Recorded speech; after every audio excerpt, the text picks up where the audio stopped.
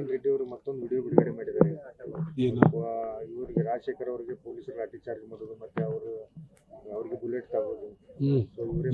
ಯಾರು ಮಾಡಿದ್ದಾರೆ? ಜನಾರ್ದನ್ ರೆಡ್ಡಿ ಅವರು. ನಾನು ಇವಾಗಂತೂ ಬಂದಿಲ್ಲ, ನಾನು ಜಗಳೂರಿಗೆ ಬಂದಿದ್ದೀನಿ, ಹಂಗಾಗಿ ಆ ವಿಡಿಯೋ ಸಾವು ನೋಡಿಲ್ಲ. ಇಂದು ಏನಾದ್ರು ಮಾಹಿತಿ ಇದ್ರೆ ತಾವು ಕಾಣ್ತೀವಿ. ಇವತ್ತಿಂದ ಏನು ನನಗೆ ಅಷ್ಟು ಮಾಹಿತಿ ಇಲ್ಲ. ಏನು ಹೇಳಬಹುದು ಸರ್ ಅಂದರೆ ಈ ಪ್ರಕರಣದ ಬಗ್ಗೆ ಅವರು ಹತ್ಯೆಗೆ ಸಂಚು ರೂಪಿಸಿದ್ರು, ಕಾಂಗ್ರೆಸ್ ಸರ್ಕಾರ ಹತ್ಯೆಗೆ ಸಂಚು ರೂಪಿಸಿದೆ ಅಂತ ಬಿಜೆಪಿ ನಾಯಕರು ಆರೋಪ ಮಾಡಿದ್ರು.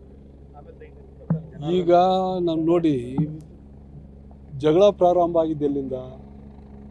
ಬ್ಯಾನರ್ ಕಟ್ಟಿ 3-4 ಡೇಸ್ ಬಿಫೋರ್, ಅಂದರೆ 3-4 ದಿನ ಮುಂಚೆಗೆ ಬ್ಯಾನರ್ ಕಟ್ಟಿದ್ದು. ಬ್ಯಾನರ್ ಕಟ್ಟಿ 4 ದಿನ ಆದಮೇಲೆ ಆ ಬ್ಯಾನರ್ ಕೀಳಲಿಕ್ಕೆ ಅವರೆಲ್ಲರೂ ಬಂದು ಪ್ರಯತ್ನ ಮಾಡಿದಾಗ ಅಲ್ಲಿರೋಂಥ ಕಾಂಗ್ರೆಸ್ ಕಾರ್ಯಕರ್ತರಿಗೆ ಕೆಲವೊಂದು ಏಟ್ ಆಗ್ತವೆ. ಏಟ್ ಆದಮೇಲೆ ಅಲ್ಲಿ ಶಾಸಕರು ಇರೋಲ್ಲ, ಬಳ್ಳಾರಿಯಲ್ಲಿ ಹೊಸಪೇಟೆಯಲ್ಲಿ ಇರ್ತಾರೆ.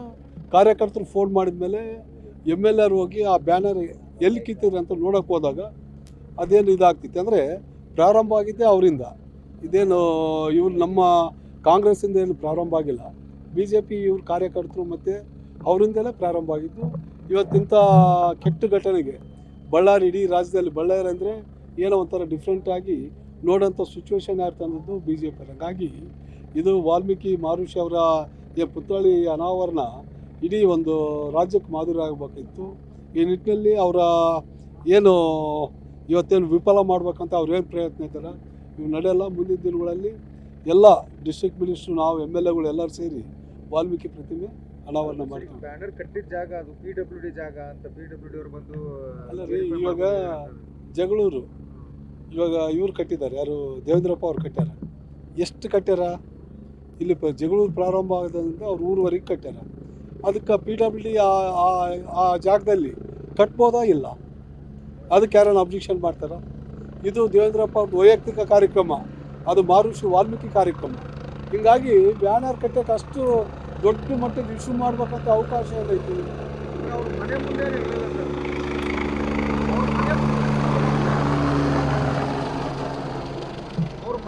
ಇರಲಿಲ್ಲ ಸರ್. ಅವ್ರ ಮನೆ ಮುಂದೆ ಆದರೆ PWD ದಾರಿ, ಅದು ಮೇನ್ PWD ದಾರಿ. ಯಾವುದು ಕುರುಗೋಡು ದಾರಿ ಅಂತಾರೆ, PWD ದಾರಿ. ಆ ದಾರಿಯಲ್ಲಿ ಕಟ್ಟಿದ್ರೆ ತೊಂದರೆ ಏನೈತಿ? ಅಲ್ಲೇ ಹಾಕ್ಬೇಕು ಅಂತ ಏನು ಜಿದ್ದೆಲ್ಲ ಕಾಮನ್. ಇವಾಗ ನೀವು ಇಲ್ಲಿ ಬ್ಯಾನರ್ ನೋಡಕತ್ತೀರಿ, ಮೇನ್ ರೋಡಿಗೆಲ್ಲ ಹಾಕ್ಯಂತ ಬಂದಾರ, ಹಂಗೆ ಕಾಮನ್ನಾಗಿ ಹಾಕಿರೋದು. ಅದು ಅಲ್ಲೇ ಹಾಕ್ಬೇಕಂಬದು ಏನು ಅದ್ರಾಗ ನೆಸಿಟಿ ಇಲ್ಲ. ಅಲ್ಲಿ ಒಂದೇ ಬ್ಯಾನರ್ ಹಾಕಿ ಉಳ್ಕಿದ ಕಡೆ ಎಲ್ಲಿ ಹಾಕಿಲ್ಲ ಅಂದ್ರೆ ಒಂದು ಲೆಕ್ಕ. ರೋಡ್ ಹೆಂಗೆ ಬಂದಿದೆ ಆ ರೋಡ್ ಮುಖಾಂತರ ಎಲ್ಲ ಬ್ಯಾನರ್ಗಳು ಹಾಕಿದ್ದಾರೆ. ಫೈರಿಂಗ್ ಮಾಡಿರೋದು ನಾನು ಅದ್ರ ಬಗ್ಗೆ ಇವಾಗ ಅವರು ಬೆಳಗ್ಗೆ ತಾನೆ, ಅಂದರೆ ನಾನು ಬೆಳಗ್ಗೆ 8:30, 9 o'clock ನಾನು ಊರು ಬಿಡಬೇಕಾದ್ರೆ ಕಂಪ್ನಿ ಬರಬೇಕಾದ್ರೆ ನೋಡಿದೆ, ಅಲ್ಲಿ ಕೂಡ ಅವರು ಏನು ಮನೆ ಮೇಲೆ ಗನ್ಮ್ಯಾನ್, ಬಿಲ್ಡಿಂಗ್ ಮೇಲೆ ಗನ್ಮ್ಯಾನ್ ಇರೋದು. ಅಲ್ಲ ಅದೇ ಇವಾಗ ಸತ್ಯತೆ ಹೊರಗೆ ಬರಲಿ, ಕಾನೂನಾತ್ಮಕವಾಗಿ ಯಾರು ತಪ್ಪು ಮಾಡಿದ್ದಾರೆ ಅವ್ರಿಗೆ ಶಿಕ್ಷೆ ಆಗಲಿ. ನಾವು ಅದ್ರಾಗೇನು ಮತ್ತೆ ಮುಚ್ಚಿಡೋದು ಮತ್ತೊಂದು ಇಡೋದು ಸರ್ಕಾರ ಐತಿ, ಅದ್ರಾಗೇನು ನಮಗೇನು ಇದಿಲ್ಲ. ಇವತ್ತೇನು ಸತ್ತಂಥ ವ್ಯಕ್ತಿ ರಾಜಶೇಖರ್ಗೆ ಏನೈತಲ್ಲ ಅವ್ರಿಗೆ ನ್ಯಾಯ ಸಿಗಬೇಕು. ಈ ನಿಟ್ಟಿನಲ್ಲಿ ಪೊಲೀಸ್ ಇಲಾಖೆ ಐತೆ. ವಿಡಿಯೋನೇ ಬಿಡುಗಡೆ ಮಾಡಿದ್ದಾರೆ ಸರ್. ಅವ್ರು ಯಾರು ಗನ್ಮ್ಯಾನ್, ಸತೀಶ್ ರೆಡ್ಡಿ ಗನ್ಮ್ಯಾನೇ ಗುಂಡು ಹೊಡೆದಿದ್ದು ಎಲ್ಲಿದೆ ಅದು? ನಾನು ನೋಡಿಲ್ಲ, ಅದು ನನಗೆ ಮಾಹಿತಿ ಇಲ್ಲ. ಹಂಗೇನು ಬಿಡುಗಡೆ, ನಾನೇನು ಹೇಳ್ತೀನಲ್ಲ, ಸತ್ಯನ ಯಾರು ಕೂಡ ಮುಚ್ಚಿಡೋಕ್ಕಾಗಲ್ಲ. ಒಬ್ಬ ಮುಖ್ಯಮಂತ್ರಿ ಆಗಲಿ, ಪ್ರಧಾನಮಂತ್ರಿ ಆಗಲಿ, MLA ಆಗಲಿ, ಸಾರ್ವಜನಿಕರಾಗಲಿ, ಸತ್ಯ ಏನೈತೆ ಅದು ಹೊರಗೆ ಬರಲಿ. ಆ ತಪ್ಪೇನಾಗೈತಿ ಅದಕ್ಕೆ ಶಿಕ್ಷೆ ಅಲ್ಲ. ಇವಾಗ ಆಲ್ರೆಡಿ ಎಲ್ಲ ಇದ್ರಾಗೇನು ಮುಚ್ಚಿಟ್ಟೋದೇನೈತಿ ಎಲ್ಲವೂ ಕೊಟ್ಟಿತ್ತಲ್ಲ. ಇವಾಗ ಪಕ್ಷದಿಂದ ಸತ್ಯಶೋಧನ ವರದಿ ಆಯಿತು, ಈಗ ಗೃಹ ಸಚಿವರು CBI ತನಿಖೆಗೆ ಅಂತ ಹೇಳ್ತೀವಿ. ನೀವೇನೋ CBI ಏನಾದ್ರು ನೋಡ್ರಿ, ನಾನೇ ನಂಬಿ ಸರ್ಕಾರ ಏನು ನಿರ್ಧಾರ ಮಾಡ್ತೈತೆ ಅದು ಬದ್ಧವಾಗೈತಿ. ನಾವು ಆ ಲೆವೆಲ್ನಾಗ ಮಾತಾಡೋಂಥ ಇದಿಲ್ಲ. ಸರ್ಕಾರಗಳು ಅವ್ನ ತೀರ್ಮಾನ ತಾಂತಾರೆ, ಅದ್ರಾಗೇನು ಬೇರೆ ಮಾತು. ಸರ್, ಬಳ್ಳಾರಿಯಲ್ಲಿ ಅಸ್ತಿತ್ವ ಕಳ್ಕೊಂಡಿದ್ದಂಥ BJPಗೆ ಇದೊಂದು ಏನಾದರೂ ಪ್ರಕರಣ ಅವ್ರಿಗೆ ಪ್ಲಸ್ ಆಯ್ತಾ ಅಂತ? ಯಾಕಂದ್ರೆ ಎಲ್ಲ ಹಳೆ ದೋಸ್ತುಗಳು ಮೊದಲು ಎಲ್ಲ ವೈರಿಗಳಂತ ಕಚ್ಚಾಡ್ತಾ ಇದ್ದವ್ರು ಒಂದಾಗಿದ್ದಾರೆ ಅವರು.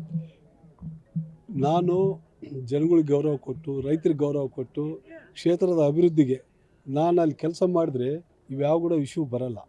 ಯಾಕಂದರೆ ನಾವು ಜನಗಳಿಗೆ ಯಾವ ರೀತಿ ಗೌರವ ಕೊಡ್ತೀವಿ ಜನಗಳು ಅದೇ ರೀತಿ ಗೌರವ ಕೊಡ್ತಾರೆ. ನಾನು ಬಳ್ಳಾರಿ ಜಿಲ್ಲೆಯಲ್ಲಿ 5-5 ಕ್ಷೇತ್ರ, ಇವತ್ತೇನು 5-5 ಕ್ಷೇತ್ರ ಗೆದಿಬೇಕಂದ್ರೆ ಅವ್ರ ವಿರುದ್ಧ ಇವತ್ತೇನು ಅವರ ಭಾಳಷ್ಟು ದೊಡ್ಡ ಮಟ್ಟದ ಲೀಡ್ರುಗಳು ಅವ್ರ ವಿರುದ್ಧ ಸಾಮಾನ್ಯ ಒಬ್ಬ ಕಾರ್ಯಕರ್ತರು, ಕಾಂಗ್ರೆಸ್ ಕಾರ್ಯಕರ್ತ ಒಬ್ಬ MLA ಆಗ್ತಾನೆ ಅಂದ್ರೆ ನೀವು ಲೆಕ್ಕ ಮಾಡ್ಕೋಬೋದು ಜನಗಳ ಮೆಂಟಾಲಿಟಿ ಯಾವ ಥರ ಐತೆ ಅಂತ.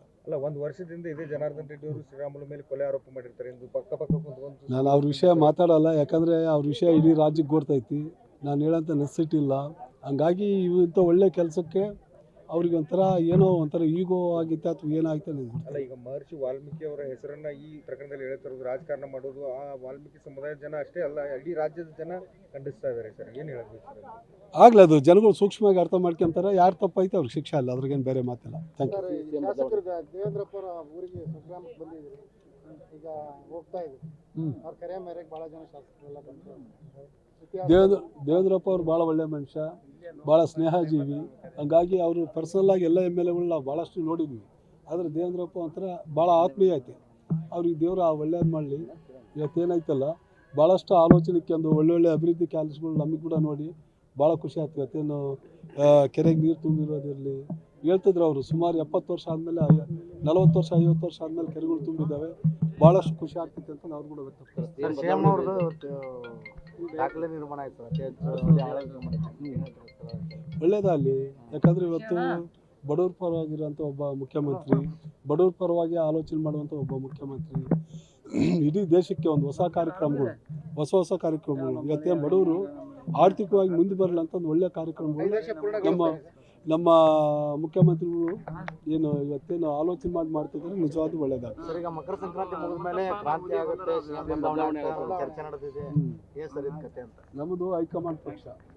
ಹೈಕಮಾಂಡ್ ಏನು ನಿರ್ಧಾರ ಮಾಡ್ತಿದ್ದೆ ಅದಕ್ಕೆಲ್ಲ ಎಮ್ ಎಲ್ ಎಗಳು ಎಲ್ಲರೂ ಕೂಡ ಬದ್ಧವಾಗಿರ್ತಾರೆ. ನಾನು ಹೇಳೋದಿಷ್ಟೇ, ಹೈಕಮಾಂಡ್ ಇಂಥ ವಿಷಯದಲ್ಲಿ ಹೈಕಮಾಂಡ್ ಏನು ತೀರ್ಮಾನ ಮಾಡ್ತಿದ್ದೆ ಅದಕ್ಕೆ ಬದ್ಧವಾಗಿರ್ತಾರೆ. ಗ್ಯಾರಂಟಿ ನ್ಯೂಸ್, ಸುದ್ದಿ ಖಚಿತ, ನ್ಯಾಯ ನಿಶ್ಚಿತ.